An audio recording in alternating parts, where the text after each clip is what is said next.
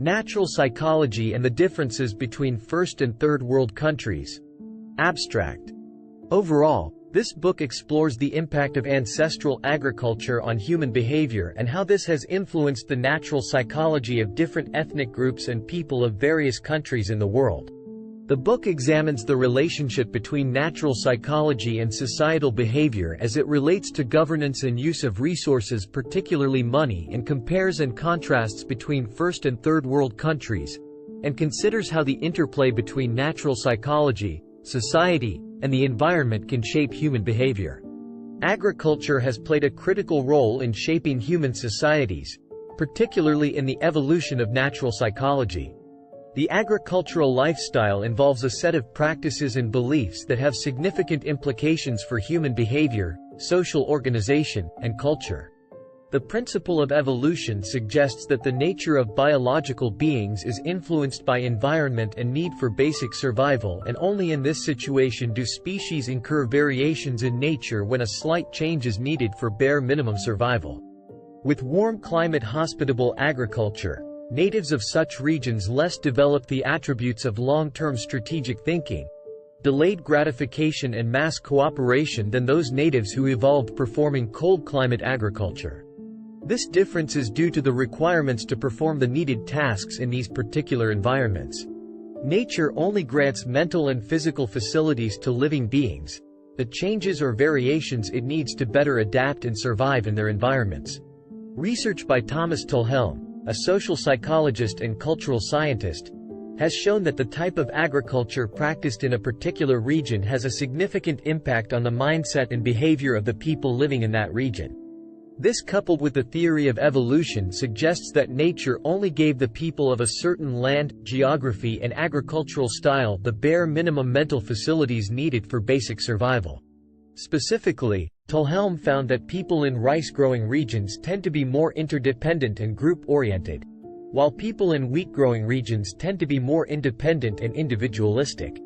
Tullhelm's research is based on a comparison of northern China, where wheat is the primary crop, and southern China, where rice is the primary crop. According to Tullhelm, the different ecological and cultural contexts of these regions have led to different patterns of thought and behavior. The interdependence and group orientation found in rice-growing regions are thought to be a result of the need for cooperation in planting and harvesting rice, which requires more coordination and communication than wheat farming.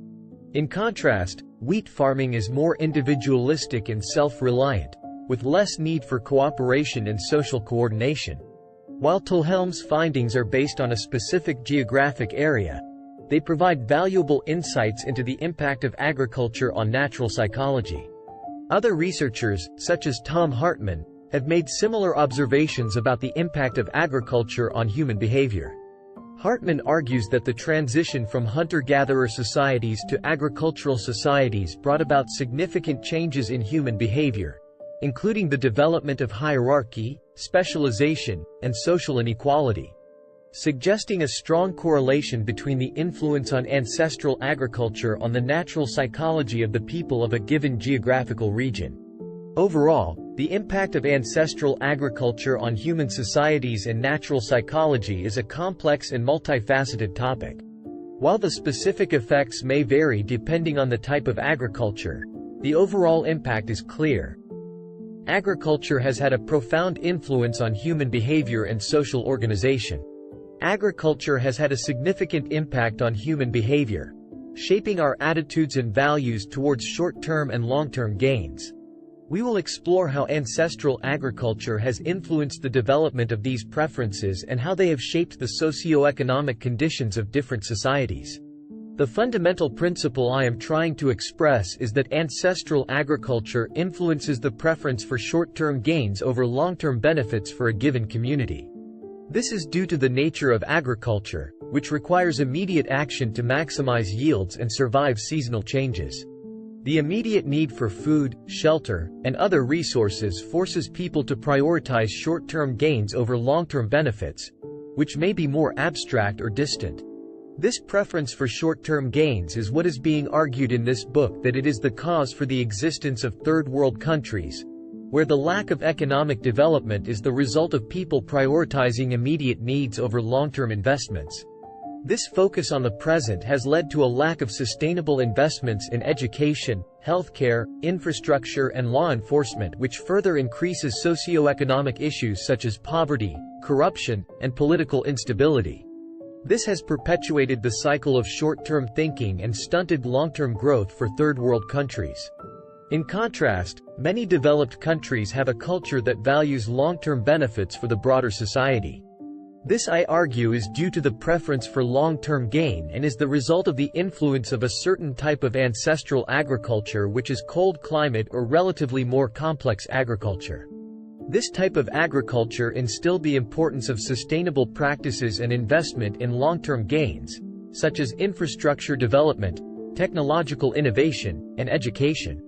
Because in cold climate agriculture, inhabitants need to practice delayed gratification and plan, strategize, and this can involve cooperation with a larger community to be effective and successful.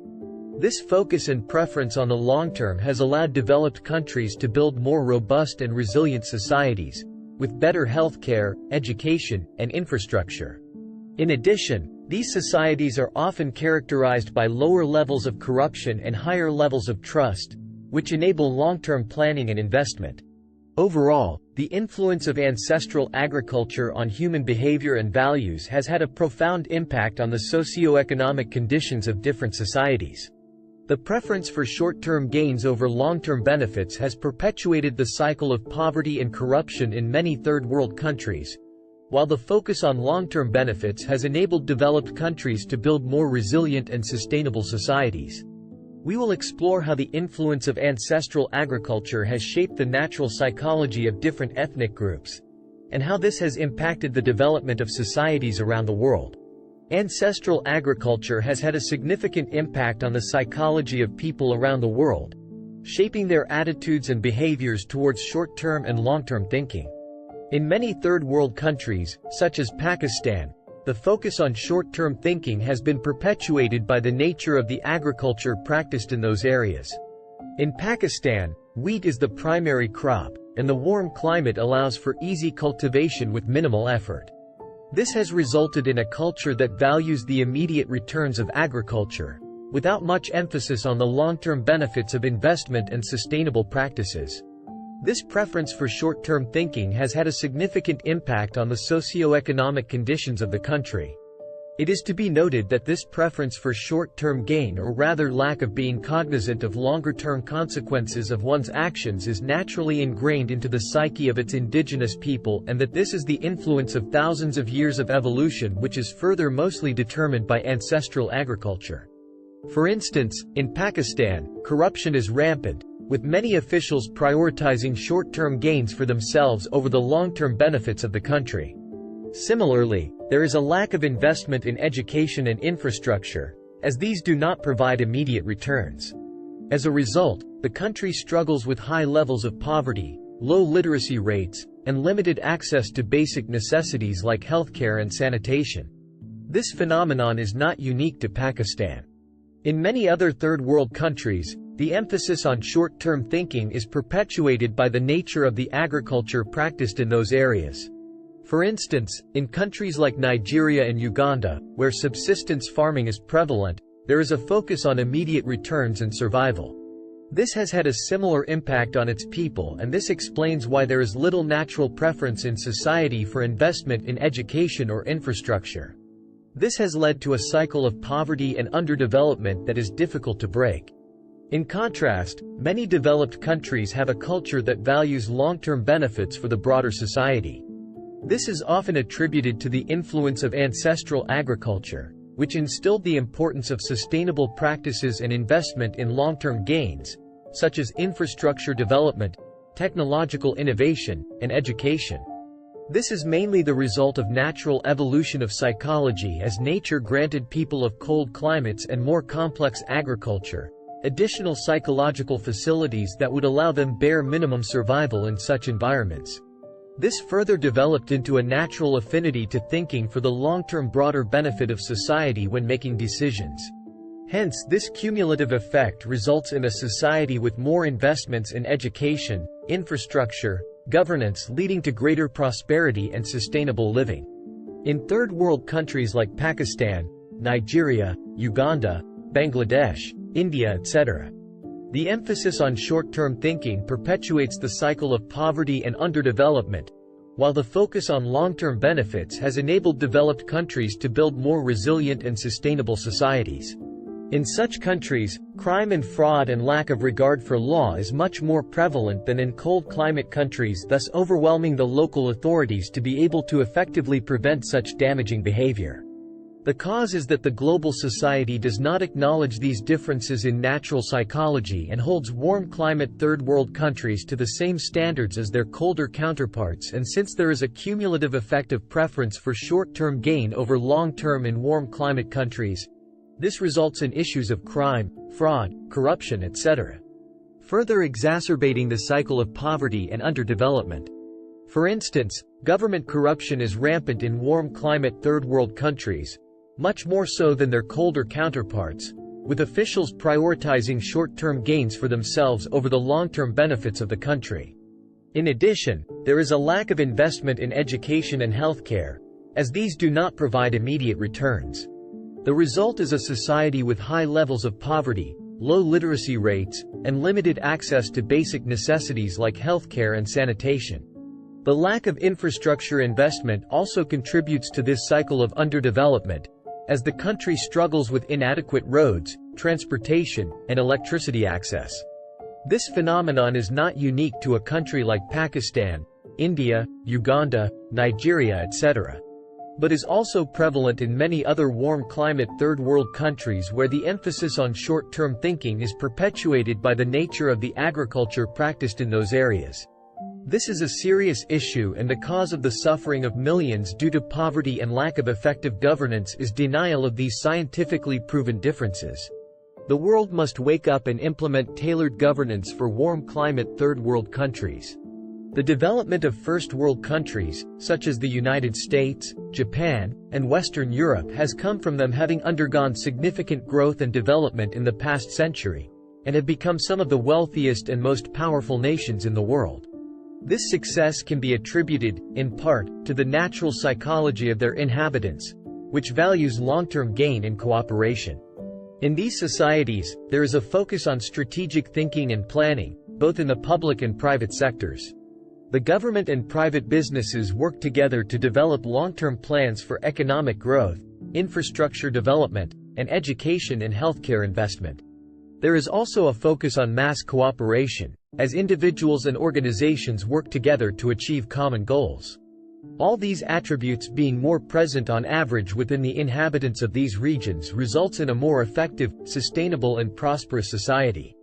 It is important to note that the monetary system and money in general was the invention of people whose natural psychology was influenced by cold climate agriculture, and this financial instrument, whose purpose is greater societal benefit, only effectively works in such countries only. In warm climate third world countries, money is very often not used for its original intended purpose when the cases involving long-term societal benefit, but rather used extensively for short-term individualistic gains, thus greatly limiting the potential use of money for societal benefit.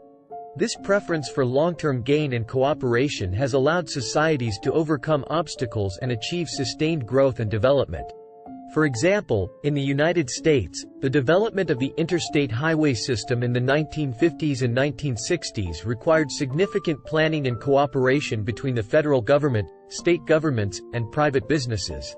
This infrastructure development facilitated economic growth and enabled the country to become a global superpower. This example is rarely present in warm climate third world countries, as their natural psychology limits them from being able to realize the broader longer-term benefits of such types of large investments. Similarly, in Japan, the government and private sector worked together to develop a long-term plan for economic growth following World War II. The plan, known as the Japanese Economic Miracle, focused on industrial production and technological innovation, and led to significant economic growth and development over several decades. In contrast, societies that continue to rely on short-term gain are often hindered by corruption, lack of investment in education and healthcare, and weak infrastructure. These issues prevent sustained growth and development and often result in social unrest and political instability. Such issues are consistently and uniformly present in warm climate third world countries, and only such countries that have an authoritarian government have achieved proper economic and societal functioning. For example, Pakistan, as previously discussed, is a country that relies heavily on wheat agriculture and has developed a preference for short-term gain. This cumulatively results in government corruption, lack of investment in education and healthcare, and weak infrastructure, which has hindered the country's economic development and led to social and political unrest, and not to mention misery and suffering for millions of people. However, it is important to note that natural psychology is not the sole determinant of a society's success or failure. Other factors, such as historical and geopolitical contexts, can also play a significant role. Nevertheless, the natural psychology of a society does on average seem to be the sole determinant of a society's development, and a preference for long-term gain and cooperation has proven to be a key factor in the sustained growth and development of first world countries. Ancestral agriculture has influenced natural psychology in significant ways, including the preference for short-term versus long-term gain. While the preference for short-term gain may have been advantageous in certain environments, societies that value long-term gain and cooperation have been more successful in achieving sustained growth and development.